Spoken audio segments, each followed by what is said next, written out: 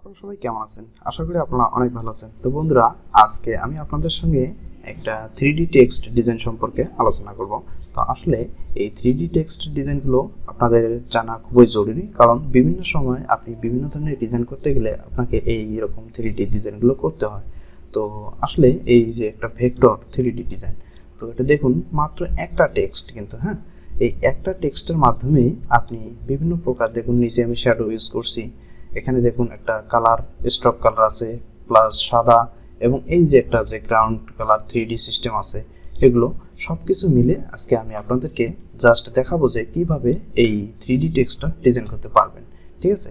তা আসলে এটা বেশি একটা কঠিন না, জাস্ট আপনি যদি একটু মনোযোগ সহকারে ভিডিওটি না টেনে দেখেন তাহলে আপনি পাক্কা আজকেই এই কাজটা শিখে যাবেন। ঠিক আছে? তো চলুন, মোটামুটি আজকে আমরা খুব সহজে এই কাজটা শিখে নেব। তো আমি এই কাজটা করার জন্য এই ফাইলটিকে আমি এক পেজে রাখতেছি, আমি আর একটা নতুন কপি করে নিই page, just control alter N চেপে আমি আর একটা নতুন আর্টবোর্ড নিয়ে নিলাম। ঠিক আছে?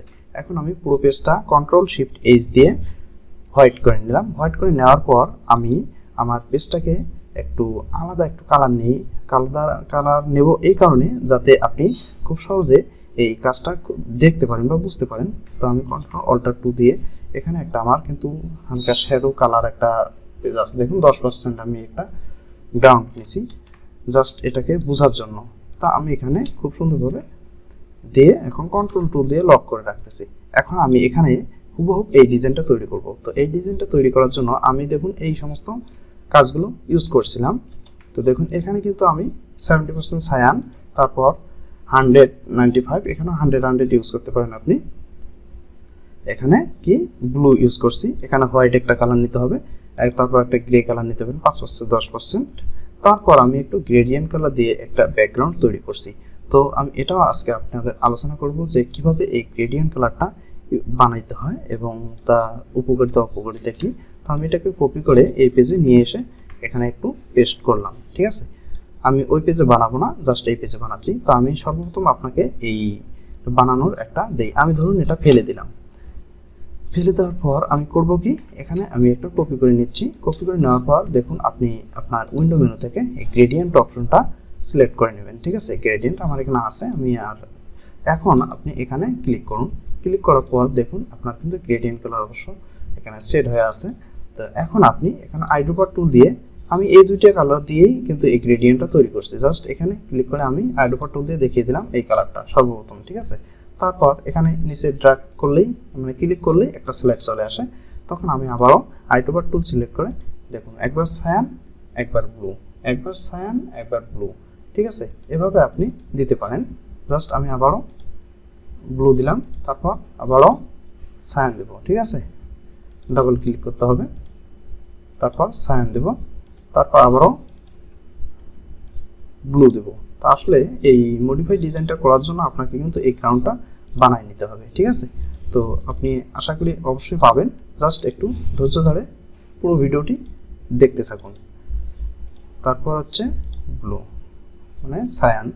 তারপর এভাবে দেখুন আমি কয়টা স্লাইড ইউজ করলাম এখানে, মোটামুটি 3টা 4টা 5টা 6টা 7টা 8টা, আরও কিন্তু ইউজ করতে পারি আমি, কারণ আপনি আপনার ইচ্ছে অনুযায়ী এই স্লাইডগুলো তৈরি করতে পারবেন, কোনো প্রবলেম নাই। আর যদি মনে করেন যে আপনার যে কোনো একটা স্লাইড প্রয়োজন নাই, জাস্ট আপনি স্লাইডটা ধরে নিচের দিকে ড্র্যাগ করবেন। আমি আন্ডু দিয়ে আবার নিয়ে আসলাম।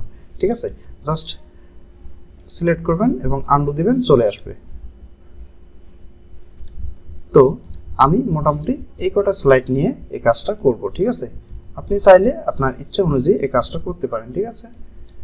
আমি এখানে দেখি ডাবল মনে হয় স্লাইড, আমি একটা বাদ দিয়ে দিলাম। এখানে ডাবল কালার পড়ছে, আমি এখানে না,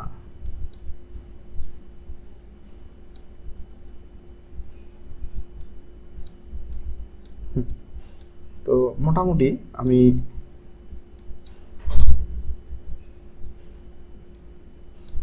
এতটুকু রাখলাম। ঠিক আছে?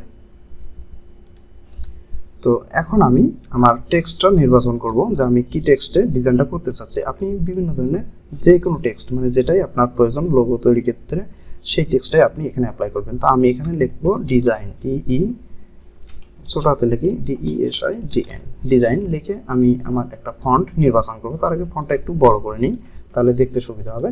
তো আমি ধরুন আমি কিবোর্ড থেকে এখন এই যে একটা দেখুন লেখা, তো MV বলি। তো ধরুন আমি এই টেক্সটটাই ডিজাইন করব।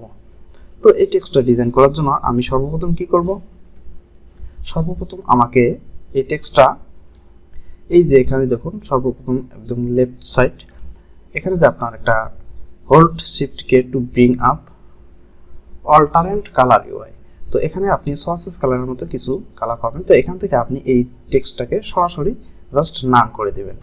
দেখুন এখানে আমি নান করে দিলাম, তার মানে আমার এই টেক্সটটা এখানে নান হয়ে গেল। ঠিক আছে, এখন আপনি উইন্ডো মেনু থেকে আপনি সরাসরি একটি প্যানেল নিয়ে আসবেন। সেই প্যানেলটা হচ্ছে অ্যাপিয়ারেন্স। তো আপনি শিফট ফাংশন 6 ক্লিক করলেও কিন্তু চলে আসবে। তো অ্যাপিয়ারেন্সে ক্লিক করলাম, করার সঙ্গে সঙ্গে দেখুন আমি এটা একটু সাইডে নিয়ে আসতেছি, আমার এই যে একটা দেখুন প্যানেল চলে আসলো। তো এই প্যানেল থেকে আপনি জাস্ট এই যে এখানে দেখুন কি লেখা আছে অ্যাড নিউ ফিল, তো এখানে ক্লিক করুন। ক্লিক করার সঙ্গে সঙ্গে কিন্তু আমার লেখাটা আবারও চলে আসলো। তো চলে আসলো, তো এখন আমি এটাকে কি করব, তো জাস্ট করব কি এটার একটা কালার দেব। কালারটা হবে সাদা কালার, আমি এই সাদা কালারটা ইউজ করব। তো ধরুন আমি আইড্রপার টুল দিয়ে এটাকে দেখিয়ে দিচ্ছি। দেখুন আমি কিন্তু এখানে জাস্ট একটা সাদা কালার ইউজ করলাম। সাদা কালার ইউজ করার পর আমি এটাকে একটা ডুপ্লিকেট লেয়ার করব। এটা লেয়ার সিস্টেম কিন্তু এখানে লেয়ার না, এটা হচ্ছে অ্যাপিয়ারেন্সের কাজ। তো আমরা ফটোশপে যেমন প্রত্যেকটা কাজের জন্য প্রত্যেকটা একটা করে লেয়ার রাখি একদম সুবিধার জন্য এবং কাজের জন্য, ঠিক তেমনি এখানেও কিন্তু আপনি এভাবে কাজটা করবেন।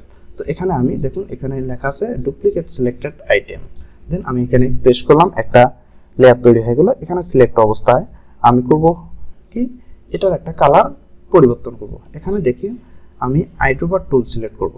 আইড্রপার টুল সিলেক্ট করে এখানে আমি এই কালারটা সিলেক্ট করে দেব, এখানে ব্রোঞ্জ ব্লু কালার। ঠিক আছে, ব্রোঞ্জ ব্লু কালার সিলেক্ট করার পর দেখুন আমার কিন্তু এরকম দেখা যাচ্ছে। তো আসলে এরকম না, আমি পরবর্তীতে যখন ইফেক্ট প্রয়োগ করব তখন কিন্তু আলাদা হয়ে যাবে। তো এখন আমি যেটা করব ঠিক এটাকে আমি করব হলো একটা কপি করব, মানে আবারও ডুপ্লিকেট লেয়ার নেব। তো আমি আবারও একটা ডুপ্লিকেট লেয়ার নিলাম, বা এখানেও করলে কিন্তু কাজটা হয়ে যায়। তো লেয়ার নিয়ে কাজ করলে কিন্তু আপনার সুবিধা, আর যদি না নেন কোনো সমস্যা নেই। তো ধরুন আমি এখানে লেয়ার নিচ্ছি না, না নিয়ে আমি সরাসরি দেখুন FX মানে অ্যাড নিউ ইফেক্টে ক্লিক করুন। ক্লিক করার পর আপনি সরাসরি যাবেন পাথ থেকে অফসেট পাথে ক্লিক করার সঙ্গে সঙ্গে দেখুন আপনার কিন্তু এই অবস্থাটা চলে আসছে। তো আমি আপনাকে বলে দিই যে আপনি এই ডিজাইনগুলো করার সময় সবসময় পিক্সেলে কাজ করবেন। তো আমি ব্যাক দিলাম মানে ক্লোজ দিলাম, এখন আমি কন্ট্রোল আর চেপে এখান থেকে আমি এটা পিক্সেলে করে দিচ্ছি। পিক্সেল সাইজ করে কাজ করলে আপনি অনেক সুবিধা পাবেন এই সমস্ত কাজে, যেহেতু একদম শুষ্কভাবে মিলিমিটার এবং তার থেকেও কম সাইজে কাজটা করা হয়। তো এখন আপনি অফসেট পাথ এখন দেখুন আমার এখানে কত আছে পিক্সেল, 10 পিক্সেল। তো আমি যদি কমা বাড়া করতে চাই আপনি কিবোর্ড থেকে আবারও ডান আরো ক্লিক করলেই আপনার কমা বাড়া হয়ে যাবে। তো ধরুন আমি এখানে 8 বা 7 9 যেটাই দেই, আমি একটু 8 রাখলাম। 8 রাখার পর ওকে প্রেস করলাম। তার আগে একটা কথা হলো আমি মিস্টেক করলাম, এখানে যে রাউন্ড করে দিলে আপনার কিন্তু সুবিধা হবে।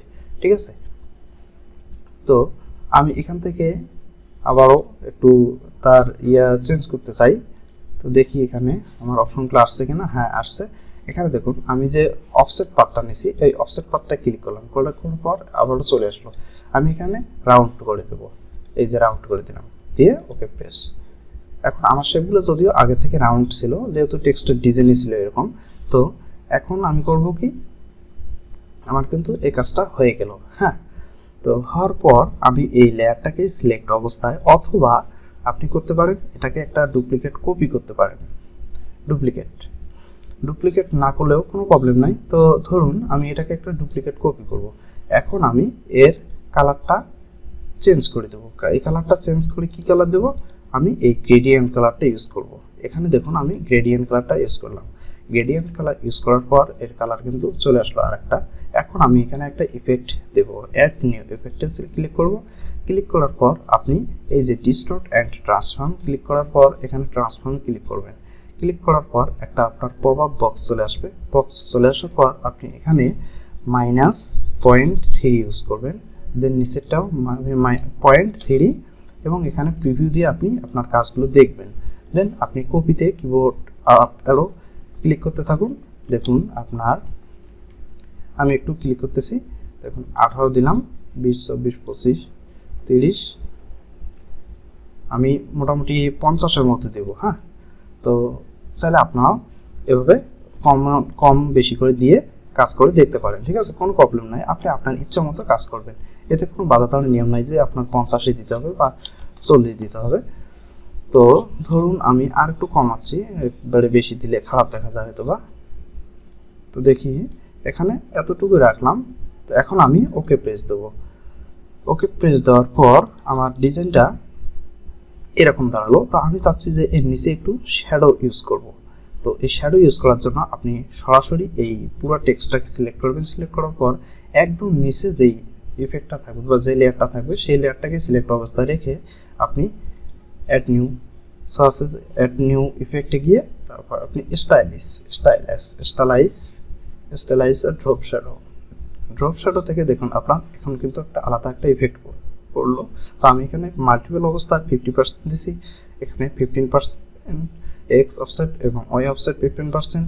এখানে একটু আপনি কমা বাড়া করে দেখলে চাইলে দেখতে পারেন যে কোন দিকে চলে যাচ্ছে, এবং ব্লার দিছি 10%। আপনি চাইলে আরও একটু কমাইতে পারেন। তো আমি দেখি একটু ব্লার কমানো যাবে না, ব্লার একটু বাড়াইলেই ভালো। তো যাই হোক 7 রাখলাম এবং আমি এখানে ওকে প্রেস করলাম। ওকে প্রেস করার পর আমার কিন্তু টেক্সটটা মোটামুটি একটা ইফেক্টে চলে আসছে, ঠিক আছে। আপনি আরও ভিন্ন ভিন্ন স্টাইলের কাজ যদি করতে পারেন তাহলে কিন্তু এই ডিজাইনটা অনেক সুন্দরভাবে ফুটে উঠবে। আমার লেখাটা ততটা স্টাইলিশ না, DESIGN ডিজাইন।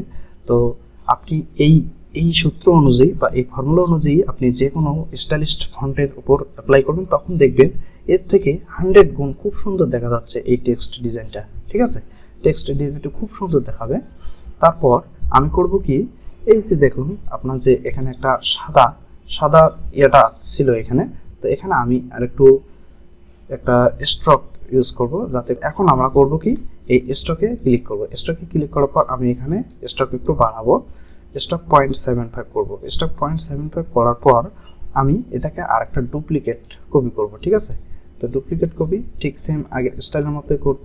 করার পর দেখুন আমার এখানে আসলো। এখন আমি এখানে ক্লিক করে আমি 10% একটা গ্রে কালার ব্ল্যাক, মানে সাদা থেকে একটু মানে ব্রাইট সিস্টেম করব। তো এই কালারটা আমি এখানে সেট করে দিলাম। সেট করে দেওয়ার পর আমি এটাকে সিলেক্ট অবস্থায় FX মানে অ্যাড নিউ ইফেক্ট ক্লিক করে ডিস্টর্ট অ্যান্ড ট্রান্সফর্ম গেলাম। ট্রান্সফর্মে যাওয়ার পর আমি এখানে দেব 0.2, ঠিক নিচেরটাও আমি 0.2 ইউজ করব। দেন আমি এখানে প্রিভিউ দিয়ে দেখতে পারি।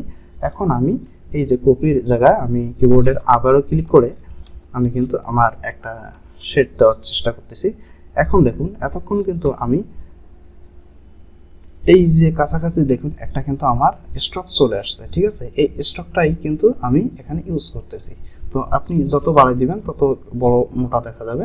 তো দেখুন আমি আর একটু মোটামুটি বাড়াই দিলাম, যত 22 রাখলাম। তো ধরুন আমি এতটুকু রাখতেছি, বা এতটুকু রাখলে কিন্তু সেটা খারাপ দেখা যাচ্ছে, তা আমি একটু কমাই দেব। তো মোটামুটি আমি এই 12-13 মধ্যে রাখলাম। এখন ওকে প্রেস করলাম। ওকে প্রেস করার পর আমার আর অ্যাপিয়ারেন্স প্রয়োজন নাই। তো দেখুন বন্ধুরা, আমার ডিজাইন শেপটা কিন্তু খুব সুন্দর একটা দেখা যাচ্ছে, ঠিক আছে।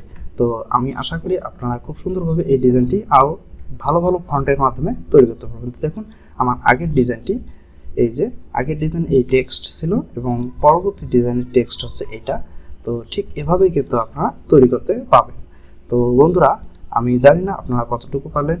তো অবশ্যই ভিডিওটি যদি আপনি না টেনে দেখে থাকেন তাহলে অবশ্যই আপনি 100% এই কাজটা করতে পারবেন। আরও নতুন নতুন ফন্টের স্টাইলে আপনি যদি কাজটা করেন তাহলে কিন্তু আপনার এই ডিজাইনটা আরও খুব সুন্দরভাবে ফুটে উঠবে।